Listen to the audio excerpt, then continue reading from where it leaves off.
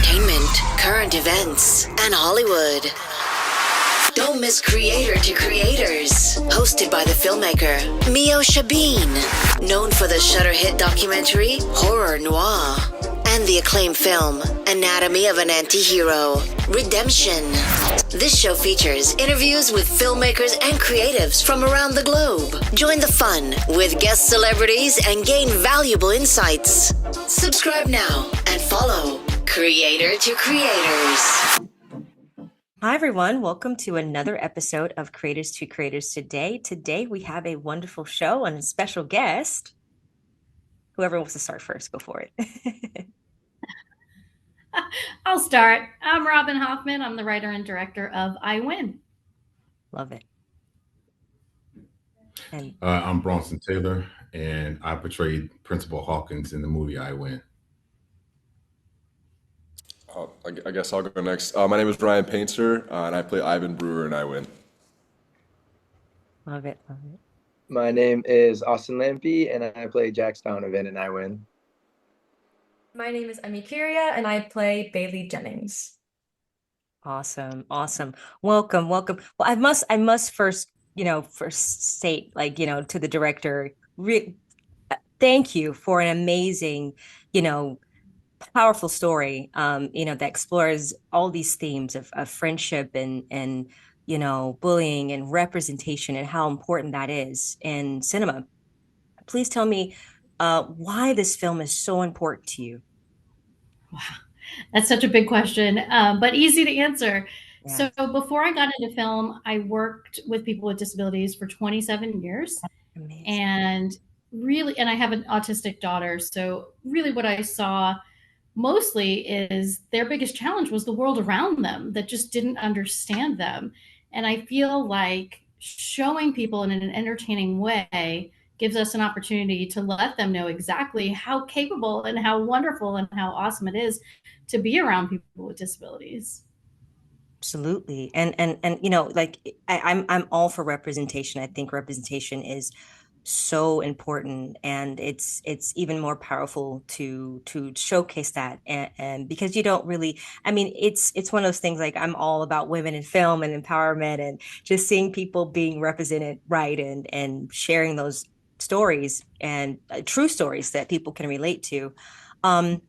Was like, how important was that? Because I think I saw somewhere that it was like, even to the crew, that you got crew that had also these disabilities that were part of this production, which is, I was like, wow, that's impressive. Yeah, there were definitely people in crew that had disabilities as well. It's always important for me to involve everyone, and that's what true inclusion means. Absolutely. Absolutely. So I want everyone to have, tell me a little bit about themselves. What kind of got you into the world of the arts? Whoever wants to start first, go right ahead. And like a little bit about your childhood and kind of how'd you get into acting? Thanks. All right, I'll start it off. So my name is Bronson Taylor. What's up, Bronson? Hey, girl. See you. Been a minute. I know. But as a child, I was just a ham, silly kid, happy-go-lucky. Always wanted to make people laugh, make people happy. Very kind, giving soul. And then every once in a while, life will throw a curveball at you to make you forget who you were, lose that childlike mentality. So I got serious for a number of years. But what drew me back to who I was getting into acting, formally getting into acting. It allowed me to play make-believe as an adult. And I don't always have to be serious. I could be authentically who I am, or I could dress in another role. So that's what drew me into acting. I love that. Love that. I guess I'll follow up. His voice is a lot smoother than mine, but let me see. No, I did a lot of film and TV. I did a lot of theater when I was growing up. My mom, she asked me if I wanted to do a production of Willy Wonka when I was like 10, And because I did a lot of talent shows before, and I thought I was like a little pop star in my elementary school or whatever. And so I did a production of Willy Wonka, and I was too tall to play Charlie. So then they wrote in a little character for me, and that kind of started it. So I did a lot of theater from there going on, and I did like plays like productions like Fiddler on the Roof, and Nice. I did like Mary Poppins. I was Bert in there, and I did Lion King. I just did a lot of different things and I really enjoyed it. And then believe it or not, I saw High School Musical, and I was like, I want to be Zac Efron. So so that's when I decided to do film and TV stuff, and I started taking it seriously when I was around like 19. I had some things under my belt, and then I did a couple of things for Netflix and stuff, and yeah, and I feel like I'm doing it every day. I'm actually going to shoot something in Portland, Oregon tomorrow. So All we're right. trying to make it trying to make it happen. So yeah, it's definitely a marathon, not a sprint. And it's and everybody on here, has really had to swallow their pride at some point. And I feel like it's just amazing to be able to tell such powerful stories like Robin wrote too. So Absolutely. I guess I used to do just like little theater productions growing up. I remember in preschool playing the Gingerbread Man, which was a lot of fun. I still have like very hazy memories of it. I was really more of a sports kid growing up. Played a lot of like baseball, basketball, football.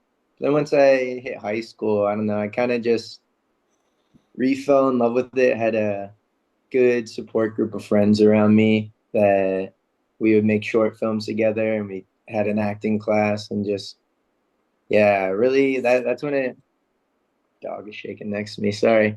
That's when it really kind of clicked, and I was like, this is what I'm in love with. This is what I want to do. So yeah, from then on, it was just day in and day out. Didn't go to college, went to acting classes instead. So Nice. Nice.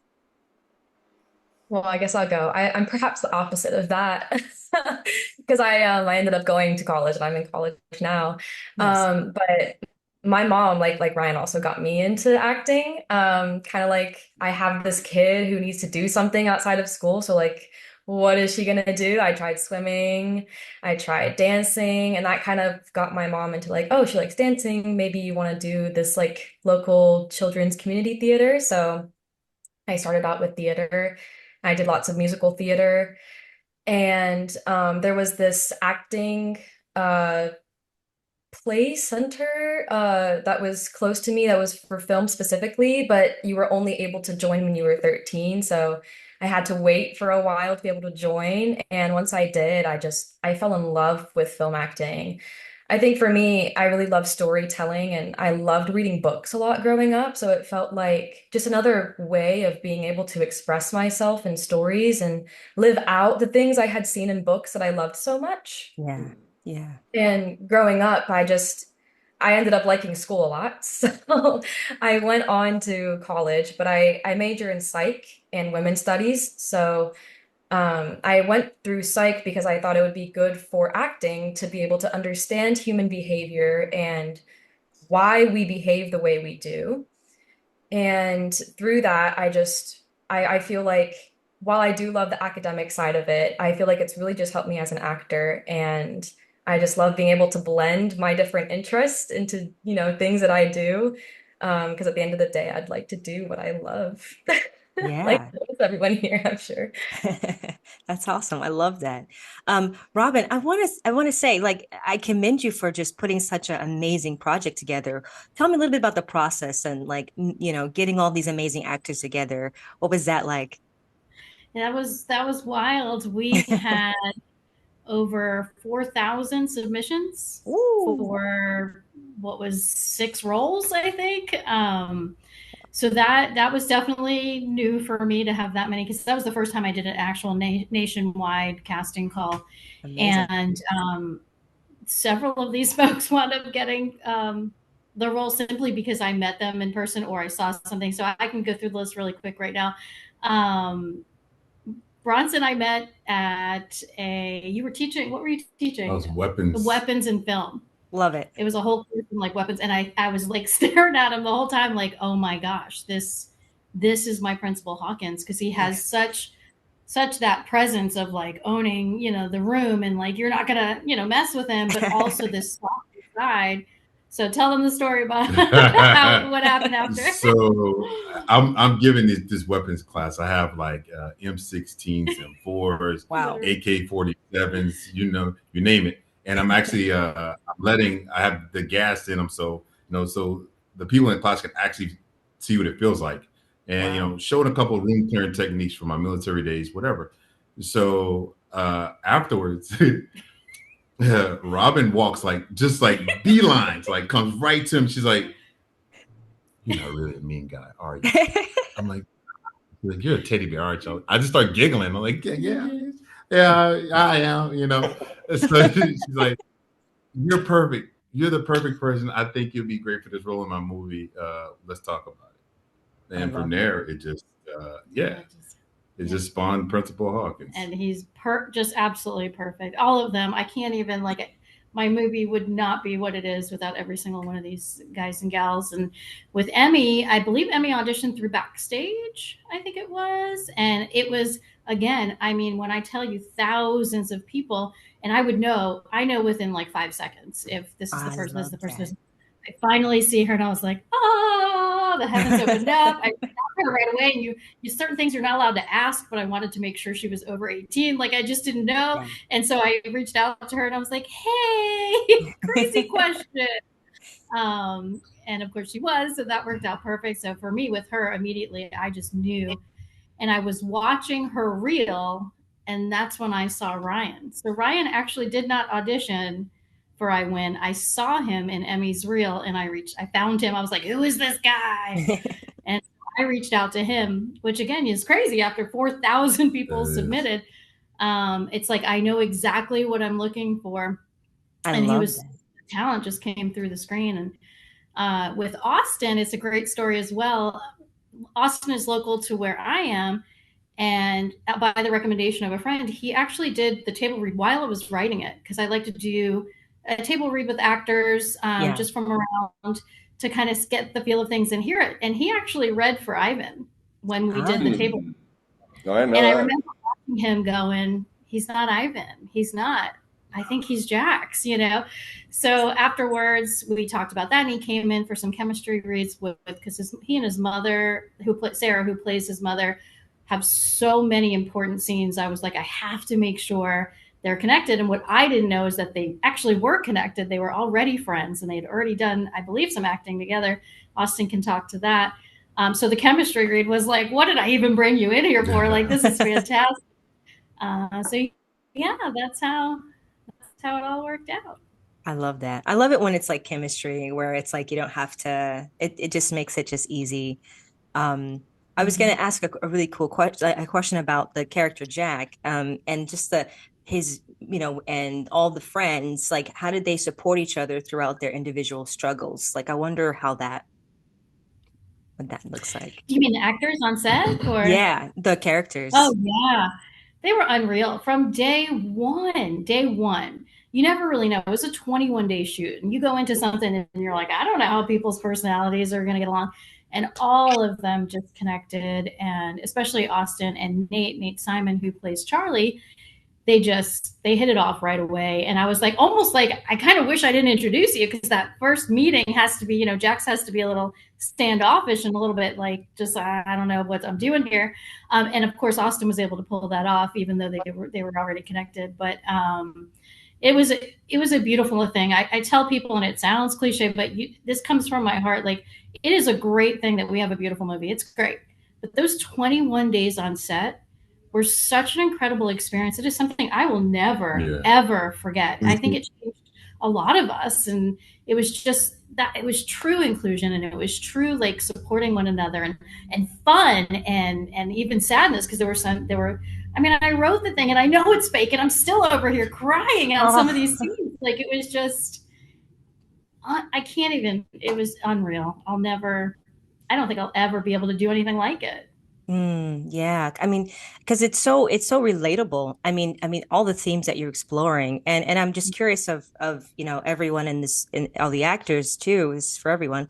Um, just like I was bullied, so I can totally understand. I can relate to some of the like, oh my God, it's like brought me back to like high school days and like how scary that was.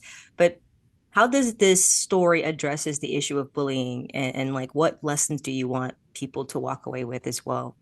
I'll tack onto this one since I was the bully myself. I think it's really important to be able to show how common it is. I was bullied myself in high school and in middle school as well because I grew up in a baseball, football, you were weird kind of town, like very very like rural, middle of nowhere.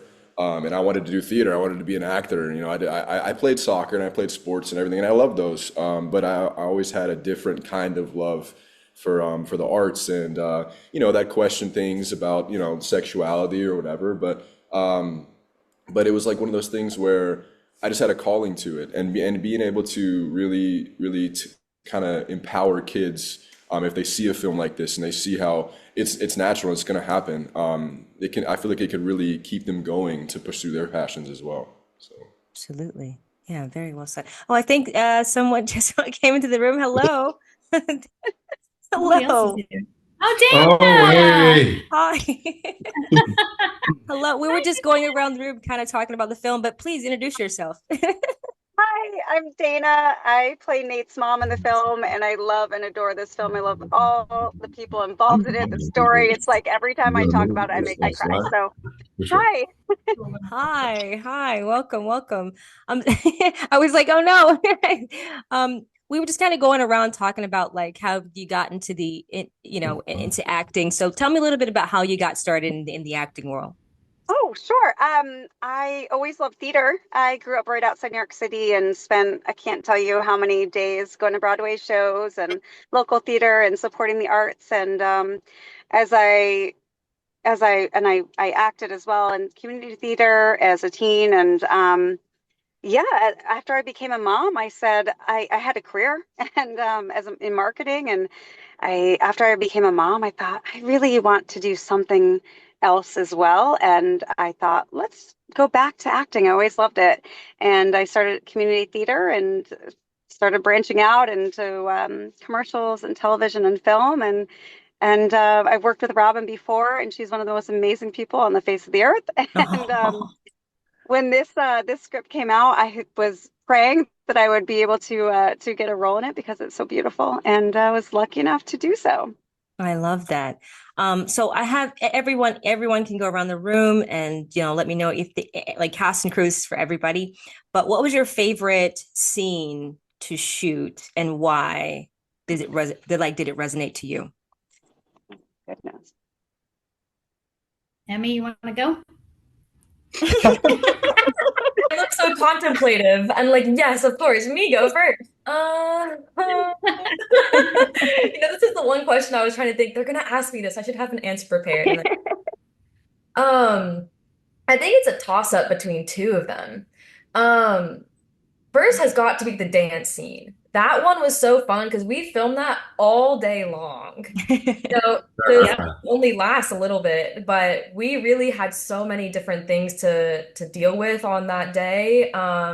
There were just so many issues that arose and having to like it's fun like doing that conflict management and just and we were shooting and it was so much fun because we had all these people who were dancing and um I don't know, like it's just fun like when you as an actor get to have fun, Yeah. even though like some of the scene ends up not being so fun, but that's also fun as an actor to do, those more complicated situations.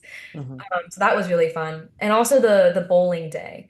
So I think I like it when I get to have fun on set. That was just a fun day of we were shooting at a bowling alley and we got to like be in the arcade. We got to actually do I didn't actually bowl, but we got to see some bowling and Nate is actually just like really good at bowling, which is Love crazy. it. Like so that was just fun for all of us. So that was my personal favorites. Nice, nice.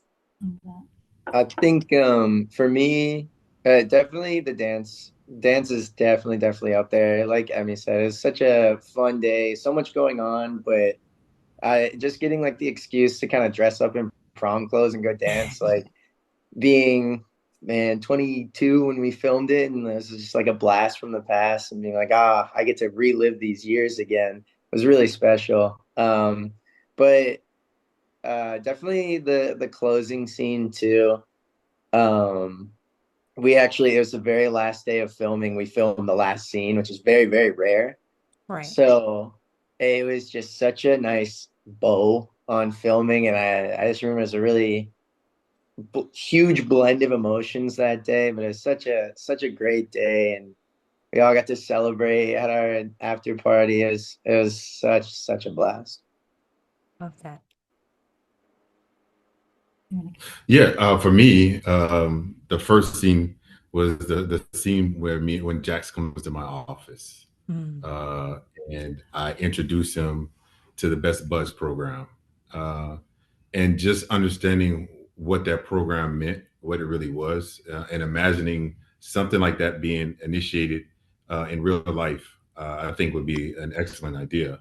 And then watching it throughout the movie come to fruition, and then watching how Jax actually befriends Charlie, watching Emmy, actually her and her name's Caleb. I can't remember her character's name. Juliet, and how their interaction while we were all in a room together, which is the second scene that I was going to say, during the Best Buds program, where they're painting the sign on the floor, and you see Charlie and Jax being silly, eating the pretzels, and just everybody just really getting along, which is sometimes rare when filming.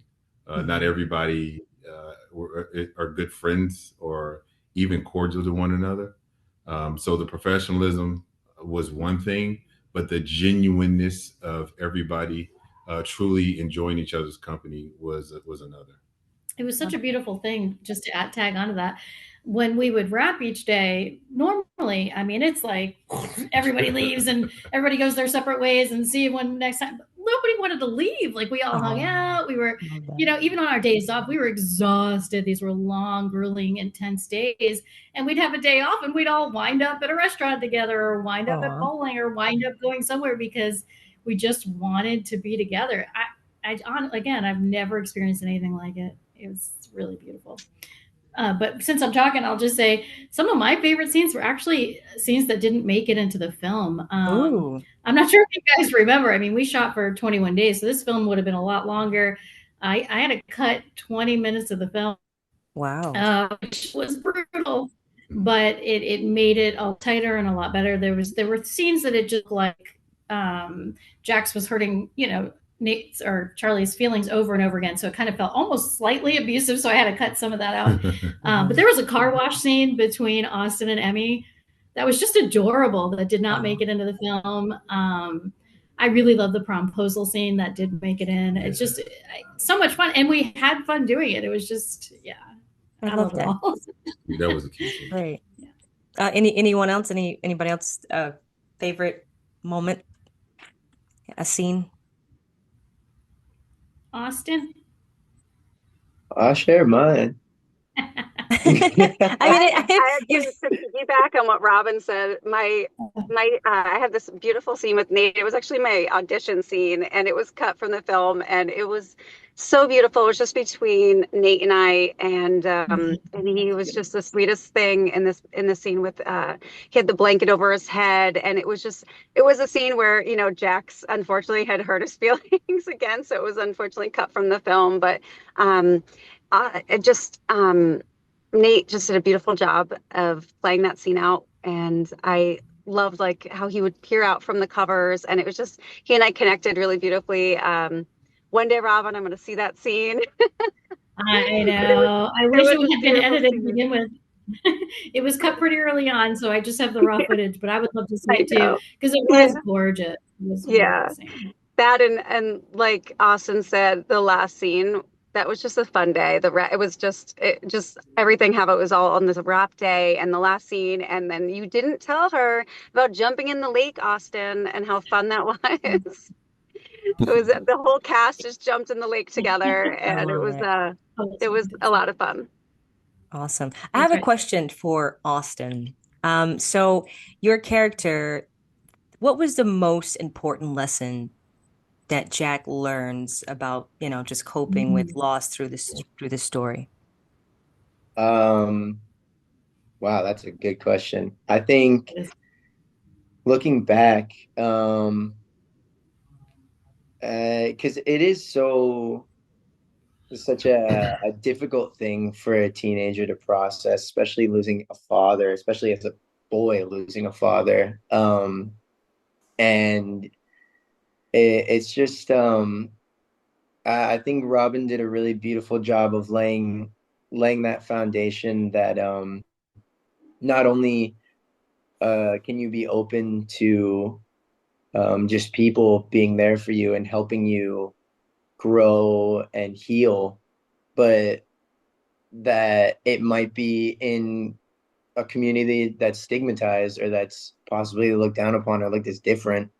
And I think that's the lesson that Jax learned is that, I mean, even in the conversation with Principal Hawkins, where he's talking about the Best Buds program, and Jax has no idea what it is, and he's like, "What, kids in wheelchair?" Like, throw stuff out, and just the connection he makes, and like the way he just learns to heal and grow through just learning and understanding a group that he didn't before. I think it's Robin killed it. Robin made a really beautiful script. So Absolutely. Absolutely. And thank you so much Did Ryan, again.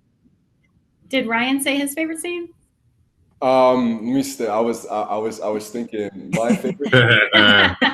Kind of funny because for the most part, I obviously don't act like that in real life. I would hope not.